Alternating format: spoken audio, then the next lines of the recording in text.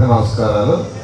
సభా అధ్యక్షులు, రూరల్ శాసనసభ్యులు శ్రీధర్ రెడ్డి గారికి, పార్లమెంట్ సభ్యులు వేమిరెడ్డి ప్రభాకర్ రెడ్డి గారికి, శాసన మండలి సభ్యులు వేదారచన గారికి, కలెక్టర్ గారికి, మేయర్ గారికి, మరియు కార్పొరేటర్లకు, మరియు శ్రీధర్ రెడ్డికి చేదోడు వాదోడుగా రామలక్ష్మణ లాగా ఉండే గిరిధర్ రెడ్డి గారికి, మరి ఇక్కడికి వచ్చిన ప్రముఖులకు, మీడియా పర్సన్స్కు అందరికీ నమస్కారాలు.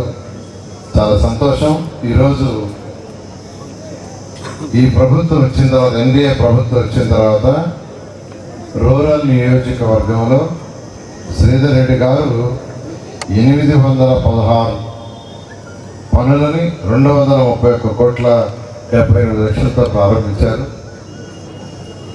వాటిలో 60 పనులని 60 రోజుల్లో 41,32,00,000 339 పనులు యాక్చువల్గా కేవలం 60 రోజుల్లో కంప్లీట్ చేసి ఈరోజు ఇక్కడ ఇనాగరేషన్కి మమ్మల్ని అందరినీ పిలవటం, ఈ యొక్క ఇనాగరేషన్ కార్యక్రమం ఏర్పాటు చేయటం నిజంగా ఇది ఒక చరిత్ర. అంటే తక్కువ సమయంలో కేవలం 60 రోజులు అన్నీ కూడా చేయించారు. చాలా తక్కువ సమయంలో చాలా పనులు, కానీ అంతకంటే వేగవంతంగా ఈరోజు శ్రీధర్ రెడ్డి గారు చేశారు. శ్రీధర్ రెడ్డి గారి గురించి నేనే చెప్పాలి, నాకంటే మీ అందరికీ తెలుసు. అతను పట్టుదలకి మారిపోయారు. ఏదైనా పట్టుకుంటే అది అయిందాక వదలడం, మమ్మల్ని కూడా పట్టుకుంటే వదలడం. నేను చెప్పాను, ఆ బీసీ భవను, అంబేద్కర్ భవను, నేను సెక్రటరీతో మినిస్టర్తో మాట్లాడాను, చేస్తామన్నారు. నువ్వు లెటర్లు ఇస్తే అయిపోతుంది, బీఆర్ వచ్చేంత ఫాలోఅప్ చేస్తామంటే వెంటనే దాన్ని ఫాలోఅప్ చేసుకొని ఫైల్ వాళ్ళ దగ్గర ఉంది, త్వరలో దాన్ని ఇస్తారు, త్వరలో కంప్లీట్ చేస్తాం. అదేవిధంగా ఏదైతే బ్రిడ్జి బ్రిటేపాలెం దగ్గర బ్రిడ్జి అడిగారు, దాన్ని కూడా వీలైన తొందరలో శాంక్షన్ చేసి చేస్తామని సభ సందర్భంగా రూరల్ ప్రజలందరికీ తెలియజేస్తున్నాను. ఒకటే, గత ప్రభుత్వం మీకు తెలుసు అనేక అవకతవకలు చేసి ఆర్థిక వ్యవస్థను ఎలా నడపాలో తెలియక అనేక అవకతవకలతో ఈ రాష్ట్రాన్ని అతలాకుతలం చేసింది. ఫైనాన్షియల్ డిసిప్లిన్ లేదు. మున్సిపల్ శాఖ తీసుకుంటే మున్సిపల్ శాఖలో మీరు ప్రజలు కట్టిన ట్యాక్స్లని సిఎఫ్ఎంఎస్ ద్వారా వేరే వాటికి మళ్ళీ చేశారు. ఈరోజు కూడా మున్సిపల్ శాఖకి 3,000 కోట్ల రూపాయలు మీరు కట్టిన ట్యాక్స్ సిఎఫ్ఎంఎస్లో ఉన్నాయి. 3,000 కోట్ల రూపాయలు సిఎఫ్ఎంఎస్లో ఉన్నాయి, అక్కడ లేవు, అవన్నీ దారి మళ్ళించేశారు. ఒక లెక్క పక్క లేకుండా. అయితే గవర్నర్ ముఖ్యమంత్రి గారిని నేను అడిగాను, సార్ ఏ మున్సిపాలిటీకి ఆ మున్సిపాలిటీ ట్యాక్సెస్ వాళ్ళని వదిలేస్తాం, వాళ్ళ కౌన్సిల్లో పెట్టుకొని వాళ్ళ అవసరాలను బట్టి వాళ్ళు ఖర్చు పెట్టుకుంటారంటే ముఖ్యమంత్రి గారు ఫైనాన్స్ డిపార్ట్మెంట్కి డిసెంబర్లో ఇచ్చారు. వాళ్ళు మన ఏప్రిల్ 1 నుంచి ఇస్తామన్నారు. అయితే దానికి సంబంధించి కొన్ని టెక్నికల్ ఏంటంటే కొంచెం రేపు ఎల్లుండో విడుదల చేయబోతున్నారు. రేపు ఎల్లుండో ఆ సిఎఫ్ఎంఎస్ గ్రీన్ ఛానల్ చేస్తున్నారు. గ్రీన్ ఛానల్ అంటే ఏ మున్సిపాలిటీకి ఇచ్చిన డబ్బులు వాళ్ళే ఖర్చు పెట్టుకునే విధంగా. అసలు మున్సిపాలిటీస్ ఏర్పడితే అవి సపరిపాలన. పార్లమెంట్ యాక్ట్ ప్రకారం ఏ మున్సిపాలిటీకి ఆ మున్సిపాలిటీ అక్కడ ఎలక్టెడ్ బాడీ ఎవరైతే ఉంటారో వాళ్ళ అవసరాలకు తగ్గట్టుగా ట్యాక్స్ వేసుకోవచ్చు, వాళ్ళకి అవసరాలు తగ్గట్టుగా ఖర్చు పెట్టుకోవచ్చు. వాళ్ళ అవసరాలు కంటే ఎక్కడ రోడ్డు అవసరం, ఎక్కడ వాటర్ అవసరం, ఎక్కడ కమ్యూనిటీ హాల్ అవసరం, అది సపరిపాలన. కానీ గత ప్రభుత్వం అవన్నీ వదిలేస్తుంది. అవన్నీ అసలు సపరిపాలన, ప్రజలు పరిపాలన అసలు అన్నీ మర్చిపోయింది. అంతేకాకుండా ఏ రాష్ట్రమైనా డెవలప్ కావాలంటే ఇండస్ట్రీస్ రావాలా. ఇండస్ట్రీస్ రాకుండా ఏ రాష్ట్రం డెవలప్ కాదు. గత ప్రభుత్వంలో ఇక్కడి నుంచి ఇండస్ట్రీస్ వెళ్ళిపోయినాయి, ఉన్న ఇండస్ట్రీస్ వెళ్ళిపోయినాయి. ఇండస్ట్రీస్ రానప్పుడు మన యువతకు ఉద్యోగాలు రావు, ఉద్యోగాలు రానప్పుడు ఇన్కమ్ రాదు, ఇన్కమ్ రానప్పుడు ప్రభుత్వానికి ట్యాక్స్ రావు, ట్యాక్స్ రానప్పుడు మన డెవలప్మెంట్ ఇదంతా సైకిల్.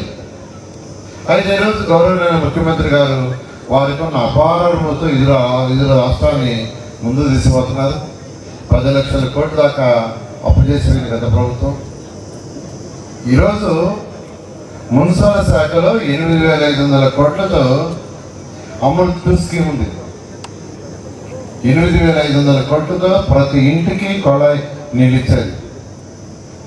కేంద్ర ప్రభుత్వం ఒక 36.7% ఇస్తుంది, మిగతాది రాష్ట్ర ప్రభుత్వం పెట్టుకోవాలి.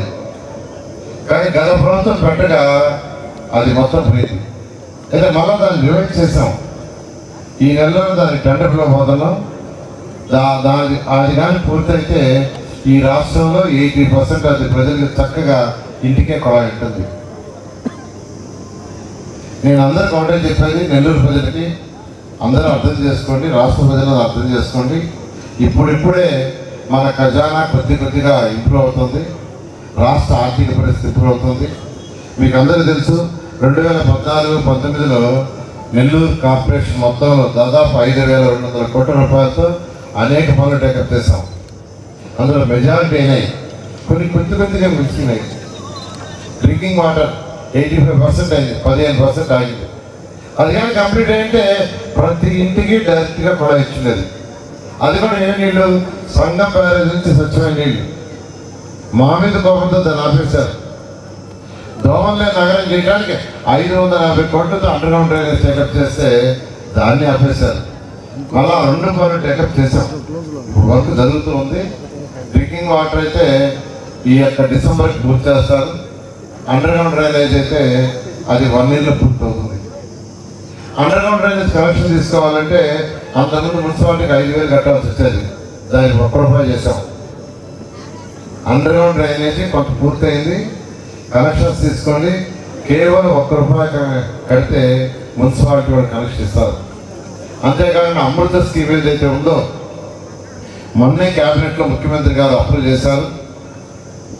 కోసం మరొక 2 నెలల్లో పనులు స్టార్ట్ కాబోతున్నాయి. స్టార్ట్ అయితే నెల్లూరు కార్పొరేషన్లో ఉన్న 54 డివిజన్లో ఆ పనులు స్టార్ట్ అవుతాయి. ఆ స్టార్ట్ అయితే 100% ప్రతి ఇంటికి డ్రింకింగ్ వాటర్ వస్తుంది. అదేవిధంగా మరొక 50 కోట్లతో ఏదైతే రావిరెడ్డి కెనాల్, ఇలాంటి కెనాల్స్ ఉండే వాటిలన్నింటినీ మోడర్నైజేషన్ పెట్టాము. అది కూడా బడ్జెట్లో పెట్టారు. అది కూడా త్వరలో టెండర్లు పిలుస్తారు. నేను ఒకటే నెల్లూరు ప్రజలకు చెప్పేది, 54 డివిజన్లు, నేను ఉండే దాంట్లో 28 డివిజన్లు ఉన్నాయి, శ్రీదేవి ఉండే దాంట్లో 26 ఉన్నాయి. నా దృష్టిలో 54. నేను ఎప్పుడు సపరేట్గా చూడాలి, ఆ రోజు చూడాల, ఈ రోజు కూడా చూడాలా. కాబట్టి 54 డివిజన్లో 100% అండర్ గ్రౌండ్ డ్రైనేజ్ కానీ, డ్రింకింగ్ వాటర్ కానీ, ఇంకా అనేక కార్యక్రమాలు పూర్తి చేస్తాం. ఇప్పుడు బీసీ భవన్ కానీ, ఆ యొక్క అంబేద్కర్ భవన్ కానీ అవన్నీ ఉండేది రూరల్లోనే. నేనే శ్రీరెడ్డి చెప్పా, అవి 2 మంది విషయంతో మాట్లాడాను, శాంక్షన్ చేస్తామన్నారు. అలా 54 డివిజన్లు నేను ఒకటిగానే చూస్తున్నాను, చేస్తాను ఖచ్చితంగా. శ్రీరెడ్డి గారి పట్టుదల, ఆయన చౌదరుగా ఉండే గిరిధర్ రెడ్డి గారు, వాళ్ళతో రెగ్యులర్గా మాట్లాడుతున్నాను. ఖచ్చితంగా చేస్తామని, ప్రత్యేకంగా రూరల్లో ఏదైతే బ్రిడ్జ్ చెప్పారో వీలైన తొందరలో చేశాను. అదేవిధంగా R&B రోడ్ కూడా ఒకటి అడుగుంటారు శ్రీధర్ రెడ్డి, దాన్ని కూడా R&B మినిస్టర్ మాట్లాడాను.